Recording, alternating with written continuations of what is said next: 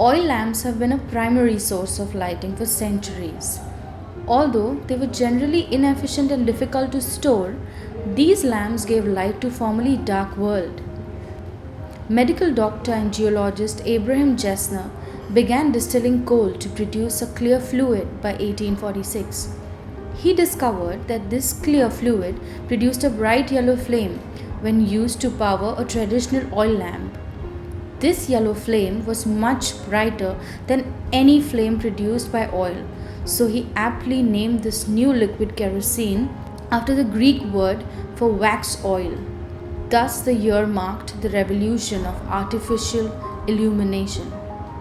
Kerosene eventually replaced fat, camphene, or whale oil and revolutionized artificial lighting. In May of 1862, John H. Irwin created the first design for a coil oil lamp to be used with coal oils and other similar hydrocarbons. Coal oil initially emitted a smoky flame until it was refined into kerosene. This refinement allowed lamps to be used indoors. As a result, kerosene led to an economic and cultural revolution. Improved lighting led to improved productivity as factory workers labored on into the night. Improved lighting also meant that public spaces could extend hours of operation, which made oyster houses, theaters, museums, and shops more readily available to the customers. In 1856, Lukaovic built the first oil refinery and later discovered that kerosene could be extracted from petroleum. This discovery made kerosene much more affordable. At the same time, American businessman Robert Dietz and his brother patented the first functional flat wick burner that was specially designed for kerosene.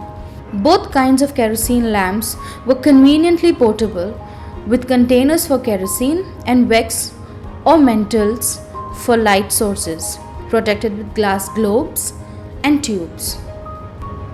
The exact date of when kerosene came to India is not known, but as an illuminant, kerosene was used in Asia around 1880, nearly 30 years after it made its debut in the United States. For a very long time, kerosene lamp, which had been popularly known as dabbi, remained not only a part of the village, but the very life of it. Burma Shell kerosene brand, Chakir, has been the tradition with many Indian villagers, handed over by father to son and so on. For the villagers, kerosene had other uses too. For instance, if any member of the family sustains a cut or any other injury, kerosene used to be rubbed on the affected parts just as they would use vegetable oil on babies to make them healthy and strong. In some huts, though not very frequently, a drop or two used to be added to the cow dung cake when wet, so that it burns more easily for cooking purpose. Thus the dabbi and the kerosene which gave life to it holds pride of place in thousands of villages, giving light and warmth to the huts, till electricity started creeping into the interiors of India.